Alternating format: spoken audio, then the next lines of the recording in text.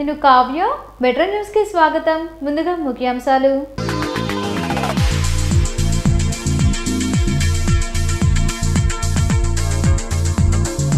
మానవత్వంతో వైసీపీ ప్రభుత్వం పనిచేస్తుంది. అనారోగ్యంతో మృతి చెందిన పద్మ కుటుంబ సభ్యులకు 5 లక్షల ఆర్థిక సాయం అందించిన మంత్రి విడుదల రజని.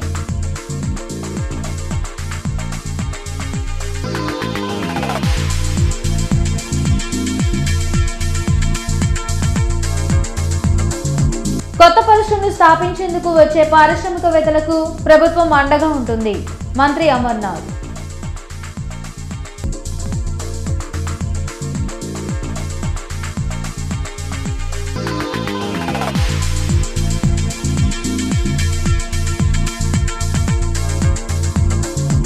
రెండు నియోజకవర్గాల్లో ఓటు హక్కు ఉన్న సభ్యులపై కేంద్ర ఎన్నికల సంఘం చర్యలు తీసుకోవాలి. టీడీపీ నేత నరేంద్ర డిమాండ్.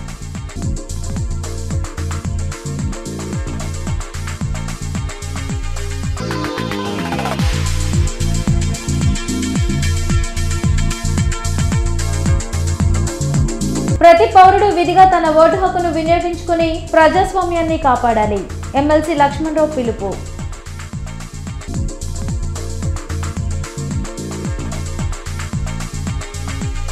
నగరంలోని పరిస్థితిని అదుపు చేసేందుకు వైద్య ఆరోగ్య శాఖ, మున్సిపల్ శాఖలు అన్ని చర్యలు తీసుకుంటున్నాయని మంత్రి విడుదల రజని అన్నారు.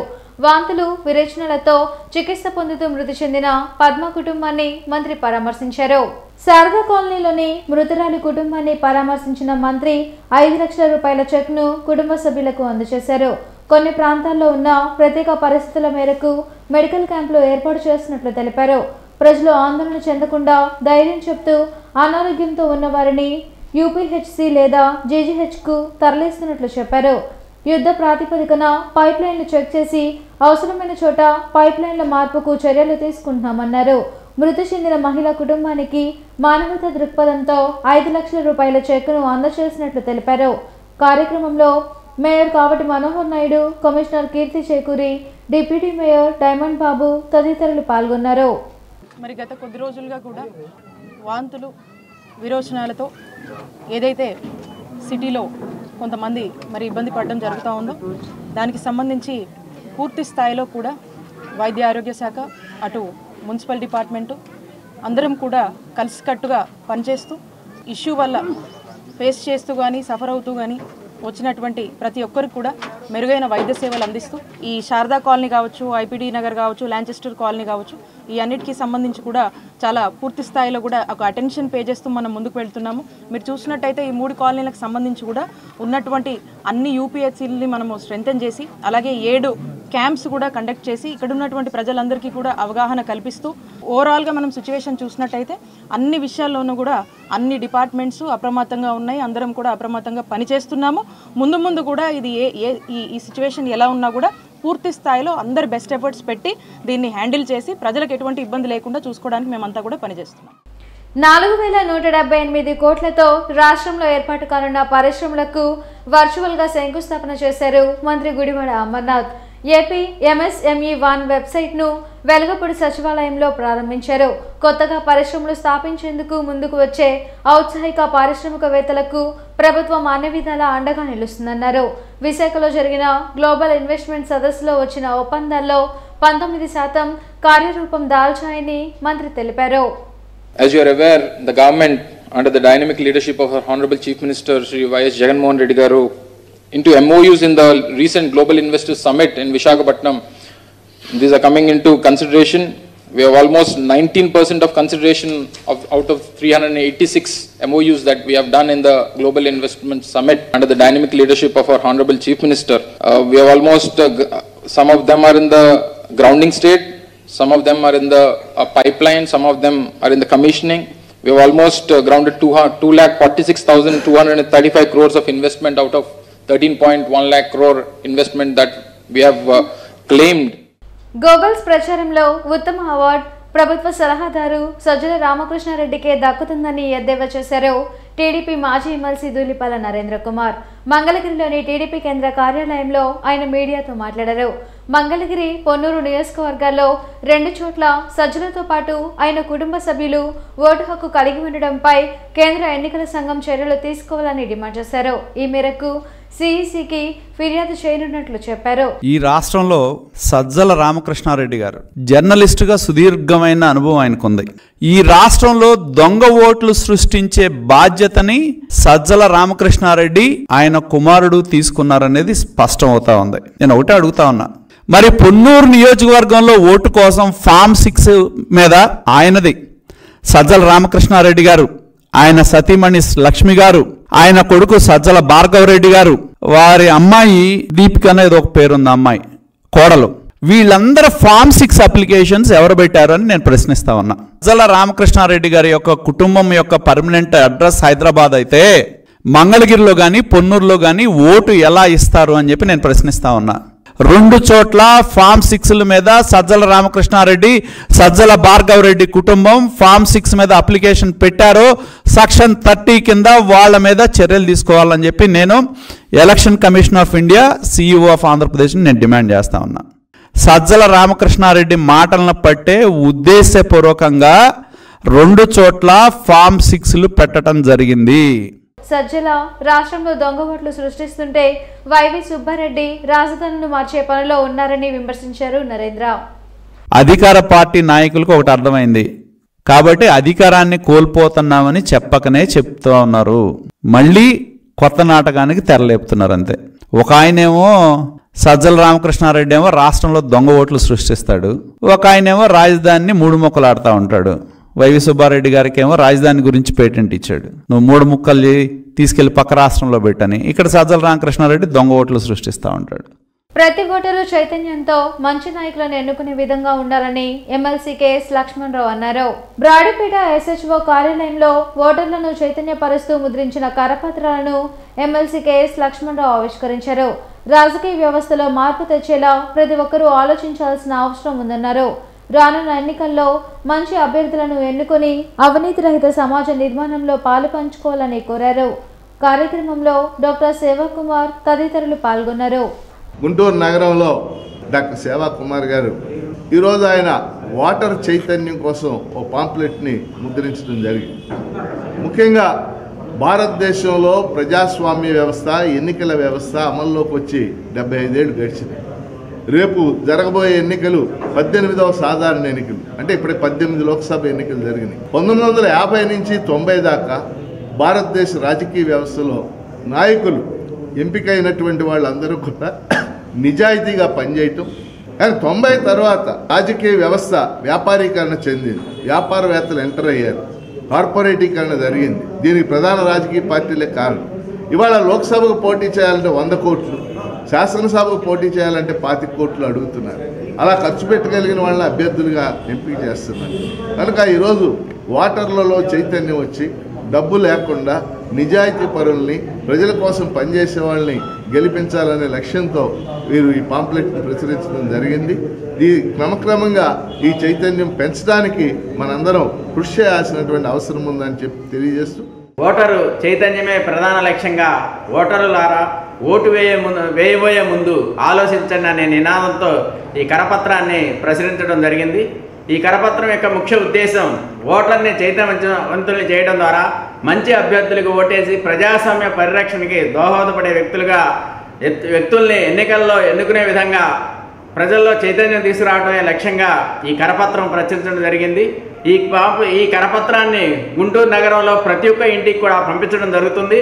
ప్రజలు పూర్తిగా చదివి వాస్తవ పరిస్థితుల్ని అర్థం చేసుకుని రాబోయే ఎన్నికల్లో ప్రజాస్వామ్య పరిరక్షణకు మీరంతా నడుం బిగించాలని నేను కోరుతూ ఉన్నాను.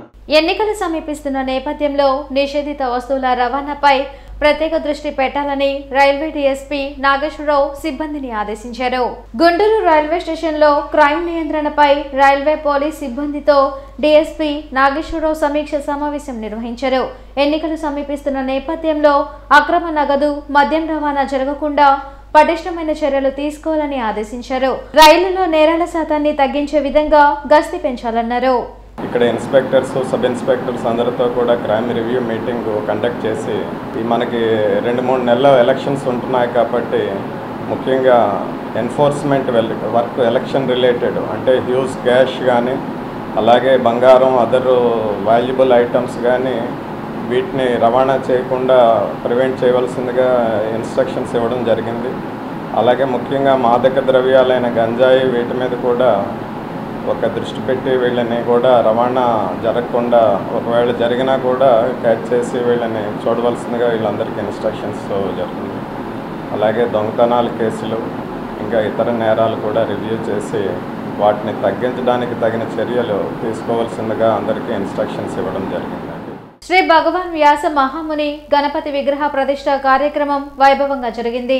శ్రీ షిరిడి సాయి ఆధ్యాత్మిక సేవా సమితి ఆధ్వర్యంలో గోరంట్లలోని వెంకటేశ్వర కాలనీ సరస్వతి అమ్మవారి దేవాలయంలో జరిగిన విగ్రహ ప్రతిష్ఠ కార్యక్రమంలో భాష్యం సంస్థల అధినేత భాష్యం రామకృష్ణ, శ్రీకాంతుల సుబ్బారావు పాల్గొని శ్రీ భగవాన్ వ్యాస మహాముని గణపతి విగ్రహాలను ప్రతిష్ఠించారు.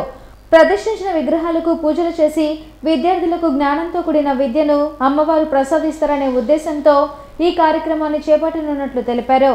కార్యక్రమంలో కమిటీ సభ్యులు ఓరుగంట విశ్వనాథం, శ్రీధర్, గోలి శ్రీనివాసరావు, వాణి సుజాత, లలిత ప్రసాద్ తదితరులు పాల్గొన్నారు. వసంత పంచమి సందర్భంగా ఎంతో మందికి అక్షరాభ్యాసం చేస్తే జ్ఞాన సరస్వతి దేవి సమక్షంలో ఎంతో మందికి అక్షరాభ్యాసం చేస్తున్న సందర్భంగా ప్రత్యేకంగా వ్యాస మహర్షిని వినాయకుల విగ్రహాలని ఆవిష్కరించి వాళ్ళ ఆశీస్సులతో ఎంతోమంది విద్యార్థులు గొప్ప స్థాయికి ఎదగాలనే ఉద్దేశంతో ఈ ఆలయ కమిటీ మెంబర్స్ మొత్తం ఈ కార్యక్రమం చేపట్టారు. దీనికి వీళ్ళు చేసే కృషికి మరి అందరం రుణపడి ఉంటాం. విద్యార్థులు వాళ్ళ పిల్లలందరికీ కూడా మంచి విద్యాబుద్ధులు వచ్చే విధంగా అందరూ ఆశీస్సులు అందజేస్తున్నారని కూడా ఆశిస్తూ పిల్లలందరూ చక్కగా ఎదగాలని కోరుకుంటున్నాను. ఈ నెల 18వ తేదీన జరిగే ఏపీఎస్సీ గ్రూప్ 2 పరీక్షలపై జరిగే ఉచిత అవగాహన సదస్సులో అభ్యర్థులు పెద్ద సంఖ్యలో పాల్గొనాలని ఎమ్మెల్సీ కేఎస్ లక్ష్మణరావు పిలుపునిచ్చారు. డివైఎఫ్ఐ ఎస్ఎఫ్ఐ ఆధ్వర్యంలో జరగనున్న ఉచిత అవగాహన సదస్సు వాల్ పోస్టర్ను సిపిఎం కార్యాలయంలో ఎమ్మెల్సీ లక్ష్మణరావు ఆవిష్కరించారు. ఏసీ కాలేజ్లో జరిగే సదస్సులో ఫిబ్రవరి 25వ తేదీన జరగనున్న ప్రిలిమినరీ పరీక్షలకు సంబంధించిన సిలబస్, ప్రిపేర్ అయ్యే విధానంపై చర్చ జరుగుతుందని తెలిపారు. సదస్సు అనంతరం అభ్యర్థులకు భారత సమాజం, ఆంధ్రుల చరిత్ర, ఆంధ్రప్రదేశ్ ఆర్థిక వ్యవస్థ పుస్తకాలను ఉచితంగా పంపిణీ చేయనున్నట్లు చెప్పారు. Andhra Pradesh public service commission group 2 సర్వీసులకు సంబంధించి 900 పోస్టులతో నోటిఫికేషన్ విడుదల చేసింది.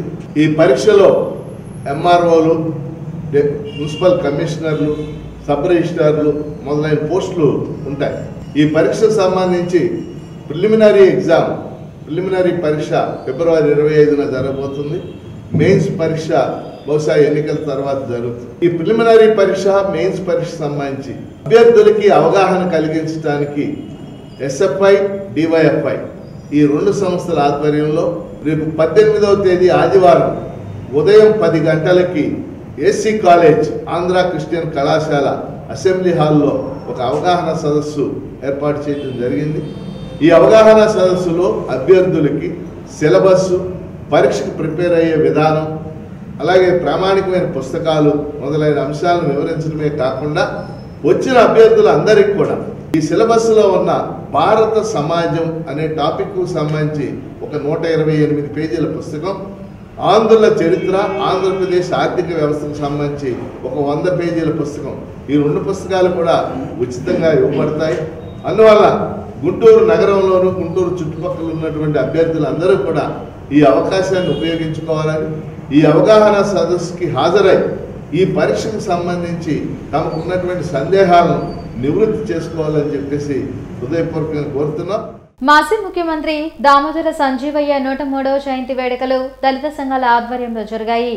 లాడ్జి సెంటర్లోని అంబేద్కర్ విగ్రహం వద్ద మాజీ ముఖ్యమంత్రి దామోదర సంజీవయ్య చిత్రపటానికి పూలమాలలు వేసి నివాళులర్పించారు. మొట్టమొదటి దళిత ముఖ్యమంత్రిగా దామోదర సంజీవయ్య ప్రజలకు అనేక సేవలు అందించారన్నారు. ఉద్యోగులు, ఉపాధ్యాయులకు పెన్షన్ సౌకర్యాన్ని కల్పించడమే కాకుండా అనేక అభివృద్ధి కార్యక్రమాలకు శ్రీకారం చుట్టారన్నారు. కార్యక్రమంలో చిన్నం డేవిడ్ విలియమ్స్, పిల్లి రాజు, బండ్లమూడి స్టాలిన్ బాబు, ఆనంద్, రమేష్ తదితరులు పాల్గొన్నారు. దళిత ముఖ్యమంత్రి దామోదర సంజీవి గారి 103వ జయంతి సందర్భంగా మాలా ఐక్య సేవా సమితి, చార్వాక యువజన సంఘం, జైభీం సంక్షేమ సంఘం కలిసి డాక్టర్ బిఆర్ అంబేద్కర్ గారి స్టాచ్యూ దగ్గరికి వచ్చాం. ముఖ్యమంత్రిగా చేసి ఎంతోమందికి మరి ఈరోజు పెన్షన్ తీసుకుంటున్నారంటే అది ఆయన పుణ్యమే. తర్వాత విడో పెన్షన్ తీసుకున్నారంటే ఆయన పుణ్యమే. కడుదీన స్థితిలో ఉన్నటువంటి దామోదర సంజీవ్ గారు ఆయన చనిపోయినా కూడా మరి ఒక ప్లేటును ఒక డ్రెస్సు ట్రంకు పెట్ట తప్ప మరి ఏమీ మిగలేదు. మరి అలాంటి నీతి నిజాయితీగా ఉన్నటువంటి దళిత ముఖ్యమంత్రి మరి మొదటి ముఖ్యమంత్రి దామోదర సంజీవ్ గారికి మరి ఈరోజు జయంతి సందర్భంగా మీ అందరికి కూడా హృదయపూర్వక నీళ్ళు జైభీం తెలియజేస్తా ఉన్నాం. వార్తలు ముగించే ముందు ముఖ్యాంశాలు మరోసారి.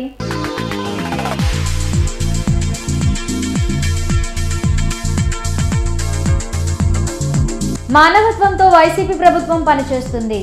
అనారోగ్యంతో మృతి చెందిన పద్మ కుటుంబ సభ్యులకు 5 లక్షల ఆర్థిక సాయం అందించిన మంత్రి విడుదల రజని.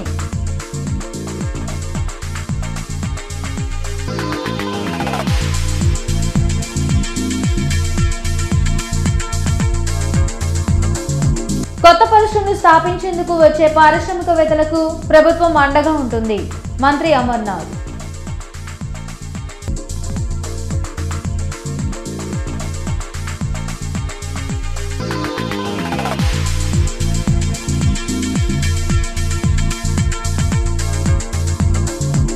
రెండు నియోజకవర్గాల్లో ఓటు హక్కు ఉన్న సజ్జలపై కేంద్ర ఎన్నికల సంఘం చర్యలు తీసుకోవాలి. టీడీపీ నేత నరేంద్ర డిమాండ్.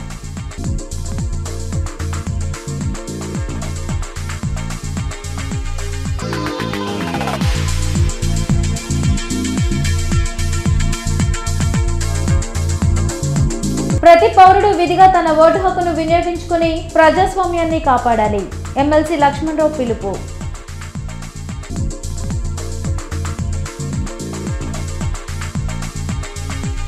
ఈ వార్తలు ఇంతటితో సమాప్తం. నమస్కారం.